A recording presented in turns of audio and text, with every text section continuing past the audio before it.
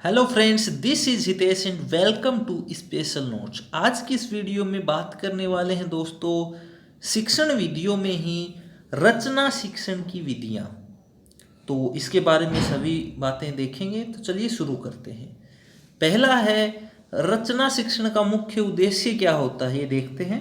तो देखिए, अधिगमकर्ता में अभिव्यक्ति एवं सृजनशीलता कौशल का विकास करना, ये ही रचना शिक्षण की जो मुख्य उद्देश्य है वो होता है। क्या? अधिगम करता, यानी जो विद्यार्थी होते हैं उनमें अभिव्यक्ति और सृजनशीलता, क्रिएटिविटी का जो कौशल है उसका विकास करना ही रचना शिक्षण का मुख्य उद्देश्य होता है। रचना शिक्षण के दो भेद होते हैं, निबंध लेखन और पत्र लेखन। ठीक है, रचना शिक्षण की विधियां निम्नलिखित लिखित है, देखते हैं। पहली विधि जो है दोस्तों वो होती है अनुकरण विधि, या फिर इसको बोलते हैं प्राचीन विधि। इसको एमनोवैज्ञानिक विधि भी बोलते हैं। और इसके जो जनक थे, अनुकरण, प्राचीन या एमनोवैज्ञानिक विधि के जो जनक थे वो थे दोस्तों पेस्टालोजी। इसको ध्यान रखने वाली बात है, जो प्राचीन विधि, अनुकरण विधि, एमनोवैज्ञानिक विधि भी कहते हैं, ये चीजें भी ध्यान रखने योग्य हैं। फिर आता है पेस्टालोजी प्रकृतिवादी शिक्षा शास्त्री थे। उन्होंने बच्चों की प्रकृति पर आधारित शिक्षण विधियों का निर्माण किया। पेस्टालोजी का मानना था कि बच्चों में जन्मजात ही नकल या अनुकरण की प्रवृत्ति पाई जाती है। यानी उनका मानना ये था कि जो बच्चे होते हैं वो जन्म से ही उनके अंदर ये शक्ति होती है कि वो नकल करना सीख जाते हैं, अनुकरण करना सीख जाते हैं। अतः अनुकरण के माध्यम से विद्यार्थी आसानी से सीख सकते हैं। और ये बात हमें भी पता है कि जो काफ़ी चीज़ें हैं, इवन यहाँ तक कि जो भाषा है, भाषा भी अनुकरण के माध्यम से ही सीखी जाती है। अनुकरण का भाषा सीखने में बहुत बड़ा रोल होता है। इसी तथ्य को ध्यान में रखकर पेस्टालोजी ने अनुकरण विधि का प्रतिपादन किया। तो ये था कुछ बेसिक्स की जो अनुकरण विधि है वो कैसे आई, कहाँ से आई, किसने दी। अब देखते हैं प्रक्रिया क्या है। प्रक्रिया देखते हैं अनुकरण विधि की। इस विधि में अध्यापक अधिगमकर्ता के सम्मुख किसी विषय पर निबंध अथवा पत्र लेखन प्रस्तुत करता है। यानी कि जो स्टूडेंट होते हैं उनके सामने लिखने को कहा जाता है। अधिगमकर्ता उस निबंध या पत्र को ध्यानपूर्वक पढ़ता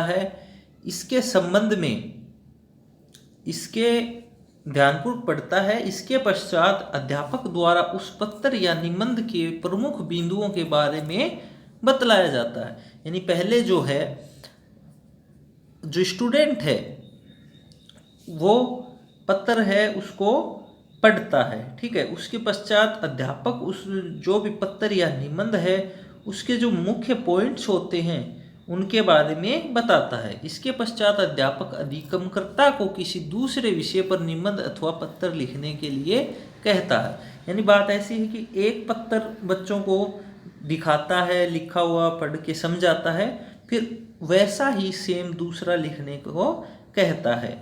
अधिगमकर्ता अध्यापक की भाषा शैली का अनुकरण करता हुआ कोई रचना करता है। इस विधि का प्रयोग माध्यमिक व उच्च माध्यमिक कक्षाओं में किया जाता है। दोस्तों एक क्वेश्चन यहाँ से भी बन सकता है, जो अनुकरण, प्राचीन या फिर एमनोवैज्ञानिक विधि है वो कौन सी कक्षाओं के लिए उपयुक्त नहीं है। अगर यह आ जाता है कि नहीं है तो देखिए माध्यमिक, उच्च माध्यमिक, प्राइमरी जो प्राथमिक होती है, और एक और ऑप्शन आ जाएगा।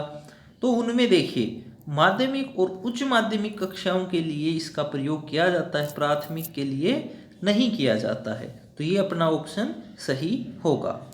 फिर आगे बात करते हैं दोस्तों, इसकी अनुकरण जो विधि है इसके गुण क्या है।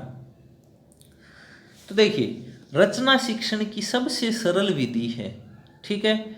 शब्द भंडार में वृद्धि होती है। ये जो विधि है इससे बच्चों के शब्द भंडार में भी वृद्धि होती है।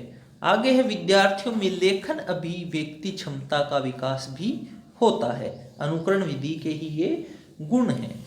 इसके विद्यार्थियों की प्रकृति पर आधारित विधि है। यानी बच्चों का जैसा नेचर होता है उसके अकॉर्डिंग ही ये विधि बन जाती है, क्योंकि अनुकरण के द्वारा सीखते हैं बच्चे इसके अंदर, तो जैसा अनुकरण करेंगे वैसा ही सीखेंगे। आगे है, इस विधि के कुछ दोष भी हैं।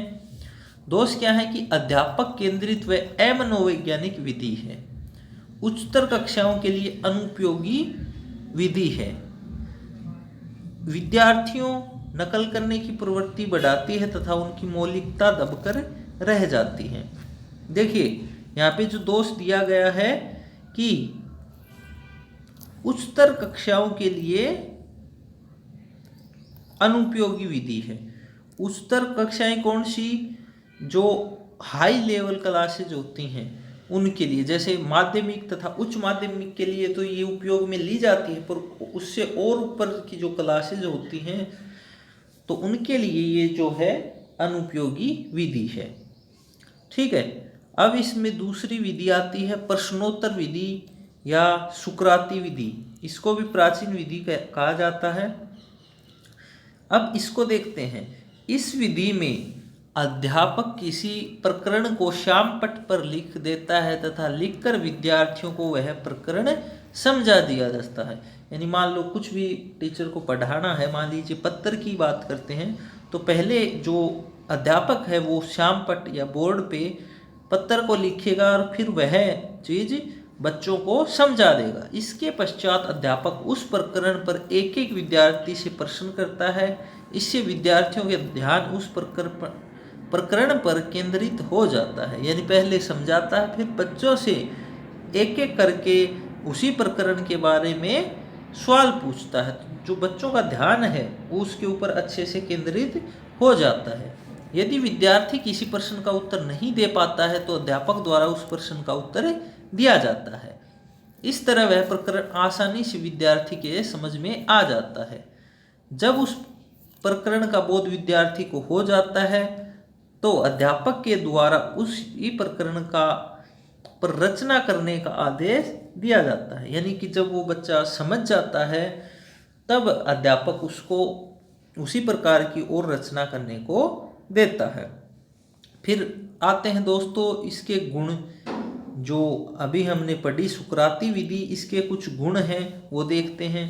सबसे पहला ये कि यह रचना शिक्षण की सर्वश्रेष्ठ विधि है, कि भाई पहले जो सिखाना चाहता है शिक्षक उसको बोर्ड पे लिखेगा, बच्चों को समझाएगा, उनसे संबंधित क्वेश्चन पूछेगा। ये जो विधि है सर्वश्रेष्ठ विधि है रचना शिक्षण की। इस विधि में विद्यार्थियों की एकाग्रता शक्ति में वृद्धि होती है, विद्यार्थी में खोज करने की प्रवृत्ति विकसित होती है। जैसे बोर्ड पे सामने लिखा है, बच्चों को खड़ा कर करके उसमें से ही क्वेश्चन पूछेगा तो विद्यार्थियों में खोज करने की जो प्रवृत्ति है वो विकसित होती है। यह रचना शिक्षण के सभी उद्देश्यों को पूरा करने वाली विधि है। तो ये इसके दोस्तों गुण थे। बाकी अगली जो विधि है वो है देखो और रचो विधि। ये भी प्राचीन विधि है दोस्तों। इसके जो जनक हैं वो सीताराम चतुर्वेदी हैं। इसके प्रवर्तक जो अगर कहें सीताराम चतुर्वेदी हैं। इस विधि का प्रयोग पूर्व प्राथमिक व प्राथमिक कक्षाओं में वाक्य रचना सिखाने के लिए किया जाता है। तो दोस्तों ये जो विधि है इसका प्रयोग किया जाता है प्राथमिक और पूर्व जो प्राथमिक कक्षाएं होती हैं उनमें वाक्य रचना सिखाने में किया जाता है। इस विधि में अध्यापक के कुछ कार्ड होते हैं जिन पर अलग अलग शब्द लिखे हुए होते हैं। इन कार्डों का रंग अलग अलग होता है। यानी अध्यापक के पास कुछ कार्ड होते हैं, उन पे अलग अलग जो शब्द हैं वो लिखे होते हैं और सभी कार्डों का जो रंग है वो भी अलग अलग होता है। इन कार्डों को सही क्रम में व्यवस्थित कर विद्यार्थियों को सार्थक वाक्य की रचना करना सिखाया जाता है। यानी जैसा कि हमें नाम से ही प्रतीत होता है दोस्तों कि देखो और रचो विधि, यानी कार्ड्स को देखना है और सही वाक्य की रचना करनी होती है। कक्षा 6 से 8 तक इस विधि का प्रयोग सामान्यतः विषय पर निबंध रचना के लिए भी किया जाता है। सामान्यतः इस विधि में ग्रामीण जनजीवन से संबंधित प्रकरण पर रचना सिखाने के लिए किया जाता है। यानी बच्चों को अलग अलग कार्ड दिखाया जाता है और उसमें जो कार्ड में जो दिखता है उसी के ऊपर निबंध लिखने को, उसको देख के वर्णन करने को कहा जाता है। फिर आती है दोस्तों प्रबोधन विधि। इसको भी प्राचीन विधि, ये भी प्राचीन विधि है दोस्तों। हमने लास्ट वीडियो में जैसे वर्गीकरण देखा था तो उसमें देखा था प्राचीन विधियाँ, नवाचार की विधियाँ, नवीन विधियाँ, ये सारी विधियाँ थी। तो ये जो अभी विधियाँ हम पढ़ रहे हैं ये सारी कौन सी हैं? प्राचीन विधियाँ। फिर है प्रबोधन विधि।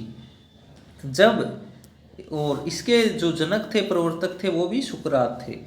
जब अध्यापक किसी विषय को दृष्टांत व उदाहरणों का सहारा लेते हुए मौखिक व्याख्यान के माध्यम से स्पष्ट करता है तथा विद्यार्थियों को उस विषय का पूर्ण ज्ञान करा देता है, वह उस पर रचना करने के लिए कहता है, तो इसे प्रबोधन विधि के नाम से जाना जाता है। जैसे मान लीजिए कोई भी टॉपिक है, निबंध के बारे में बता रहा है, तो जो टीचर है वो उदाहरण देते हुए लेक्चर के माध्यम से, मतलब वहीं खड़ा खड़ा सारी जो बात है वो बच्चों को समझा देता है और फिर कहता है कि अब इसके ऊपर तुम्हें रचना करनी है।